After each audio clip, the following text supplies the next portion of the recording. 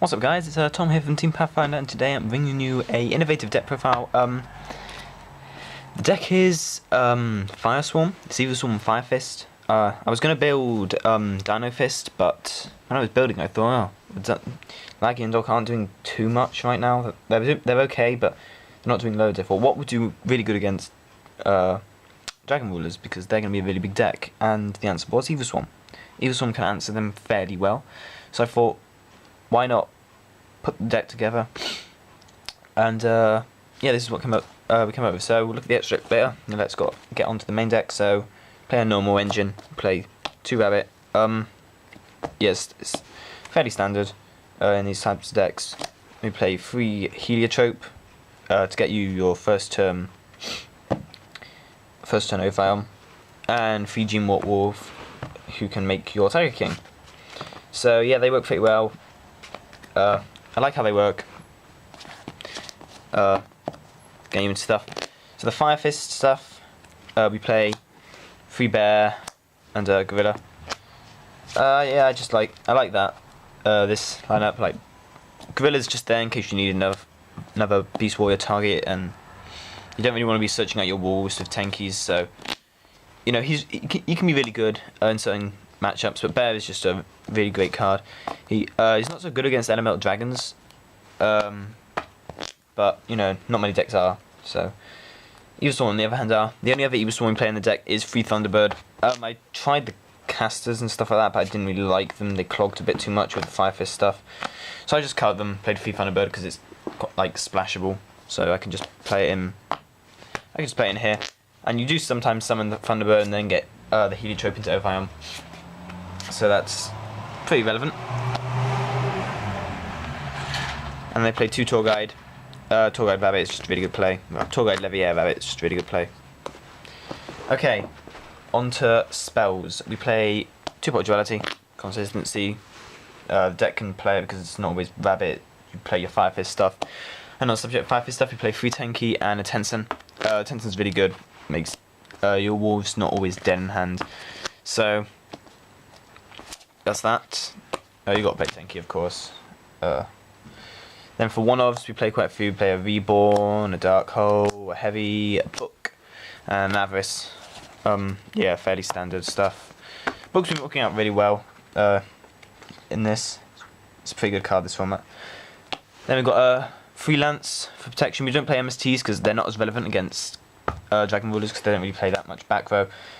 And kind of the same thing with Mermail. They'll usually wait till you MST their spheres and then chain. You can side MSTs. Like, I haven't built a side deck for this. I kind of know what I would side, but I don't have like a definitive side deck for it.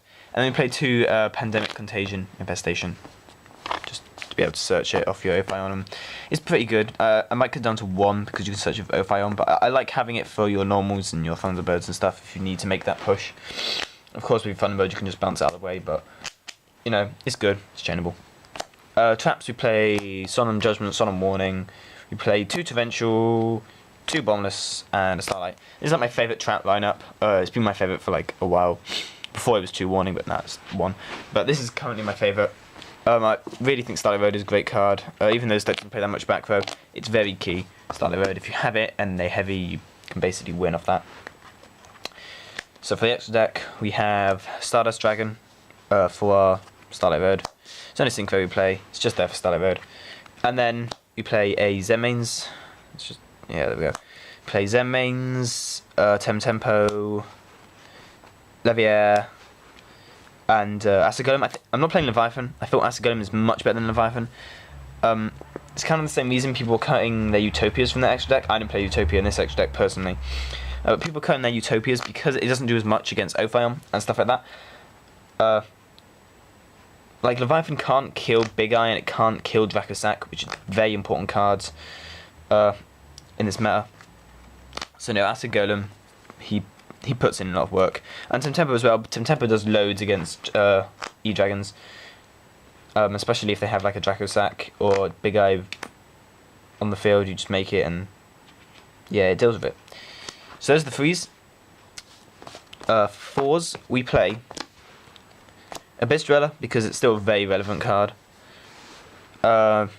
Maelstrom, because It's great at flipping stuff face down. We play a level out chain. I like chain. It's a good card.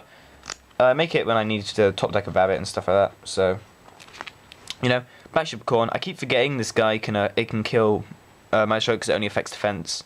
Attack, sorry, and Maestro's got less attack. So I keep going, oh, I can't make it, it's got 2-3 defense. But you can. So I need to, there's so many situations where I should have made it and I just forgot. I play a Diamond Dire Wolf. It's just a really good card if you need to just kill something. MML is great, especially with all the normals and stuff. The MVP of the extra deck is probably Pearl. I make it so much, it's just so good. It just gets over all the problematic cards in this format. I haven't really had too much test against Dragon Rulers, so yeah. And Ophion, because Ophion can basically kill Dragon Rulers unless they have Blaster. Tag King, because we can make it, and it's like one of the better cards in the deck. It's also really good at getting over problematic cards. And Shockmaster, because Shockmaster is Shockmaster. That's all the 4s, that's the whole extra deck. It's been testing out pretty well. I'm liking it so far. Let me just talk about Lance quickly. People might say, why don't you play Dress? Because of course Dress can stop them people from blastering. I play Lance because it's better with Bear and Gorilla. That's just the reason. If you want to play Dress over this, you can, but I feel that this card is better with Bear and Gorilla because you can Lance there and then punch over and then get their effect. That's the only reason. For side decking, if you're side decking, I just either side deck into Fire Fist or Evilswarm. Cut the Fire Fist or the Evilswarm stuff out when you side deck, because Fire Fist are good against Evilswarm, and they're good against Fire Fist, but against stuff like Mermail and Dragon Rulers, Evilswarm are much better. So I basically side between the two. That's if I was siding. I haven't been siding currently, but I would be. So anything that, like, special summons high level monsters, I would side into Evilswarm, and anything that doesn't, and sort of a bit more control-y, sort of stun, I'd keep the Fire Fist. But anyway, this has been Tom with my FireSwarm deck profile.